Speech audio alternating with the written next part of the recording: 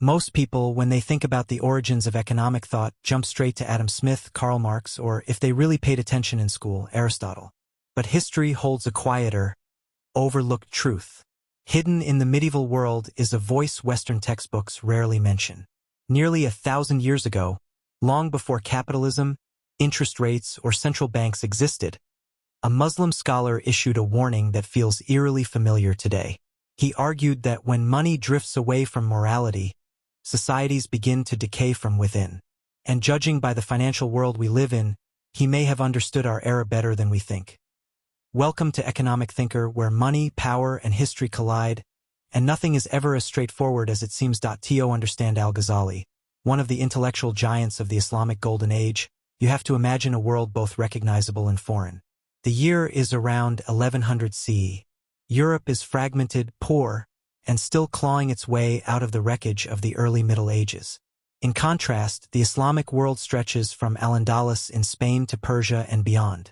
The cities are wealthy, vibrant, and astonishingly advanced. Baghdad, Damascus, and Cairo aren't just capitals. They're financial and intellectual engines of the world.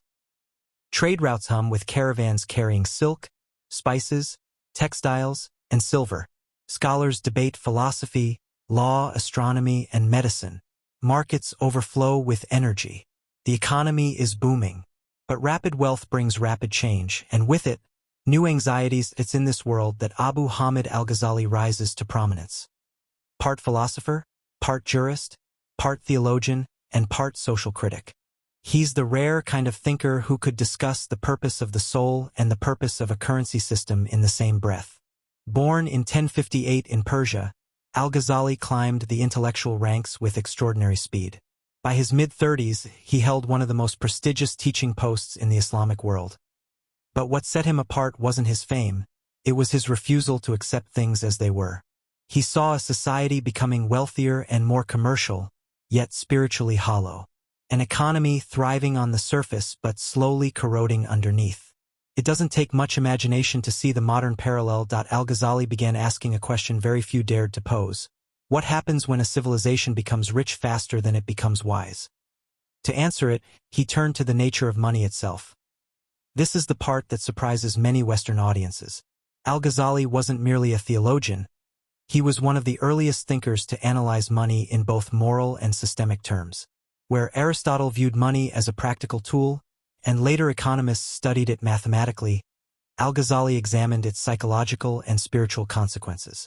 He wanted to understand not just how money works but what it does to people, and what it does to civilizations. Al-Ghazali looked at money not just as a medium of exchange, but as a force that shapes behavior, incentives, trust, and ultimately the destiny of nations.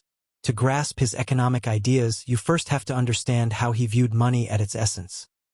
For Al-Ghazali, money was never meant to be worshipped, hoarded, or treated as a marker of status. It was simply a tool, a facilitator of exchange. He famously compared money to a mirror. A mirror has no inherent value. Its worth comes from what it reflects. Money works the same way. Its power isn't in the gold or silver itself, but in what it enables people to create, trade, and build together. Modern economists like to present this insight as their own, yet Al-Ghazali articulated it in the 11th century, at a time when much of Europe still understood wealth primarily as land, plunder, or privilege. From this foundation came one of his most profound ideas: hoarded money is dead money. Wealth locked away in chests, buried in courtyards, or hidden in storerooms isn't merely unproductive. It is socially harmful. Idle money does not circulate. It does not feed workers, support merchants, or sustain households. It suffocates economic life. He described hoarding as freezing the bloodstream of society, a line that could appear verbatim in any modern critique of inequality or stagnant capital. But Al-Ghazali wasn't just condemning greed. His argument was structural. When the wealthy hoard money, they don't create scarcity because resources are lacking. They create scarcity because circulation is blocked. Prices warp. Markets malfunction. Ordinary people bear the cost. This critique brought him to his next major insight: speculation destroys trust. Al-Ghazali had no tolerance for merchants who manipulated prices, engineered artificial shortages, or exploited crises to enrich themselves. To him, speculative profit was not clever, It was corruption. Gain without contribution. And corruption, he warned, spreads like a contagion, poisons markets, hollows institutions, and eventually destabilizes entire societies. If this sounds like a commentary on financial bubbles, predatory lending, or crisis profiteering, that's because it is written nearly 9 centuries before modern finance existed. Yet Al-Ghazali was no enemy of profit or trade. He wasn't advocating monastic poverty or economic withdrawal. He believed deeply in commerce and saw markets as natural, necessary, and potentially noble. His real target was dishonest trade. Cheating customers, using false weights, hiding defects, lying about quality, or manipulating information. He understood that markets function only when they are rooted in trust. Once trust collapses, the economy follows. In this sense, he anticipated what modern economists would later describe as transaction costs, information asymmetry, and moral hazard, just expressed without the technical vocabulary. Another pillar of his thinking was the dignity of labor. Al-Ghazali argued that work itself was honorable, while unearned wealth was spiritually corrosive. Money earned through genuine effort strengthened character. Money gained through manipulation eroded it. This wasn't just moral preaching, it was practical wisdom. Societies flourish when people contribute. They deteriorate when people exploit. But Al-Ghazali went even further. He delivered one of history's earliest critiques of state interference in currency. Medieval rulers often diluted gold and silver coins to stretch their budgets, an early form of stealth taxation through inflation. Al-Ghazali condemned this outright. Debasing currency, he argued, was a form of theft. It undermined market trust, punished the poor, and destabilized the entire financial system from the top down. He believed the state did have a role in ensuring fair markets, but a limited one. Rulers should protect economic integrity, not manipulate it for short-term political gains. Unjust leadership, he warned, destroys prosperity faster than any external enemy. And once again, the modern echo doesn't need much explanation. Al-Ghazali's warnings about rulers were not abstract philosophy. They emerged from watching real governments do real damage. In his lifetime, political fragmentation was rising, dynasties were fighting for legitimacy, and local governors were desperate for revenue. And as always, when rulers felt their authority slipping, the first place they tightened their grip was the economy.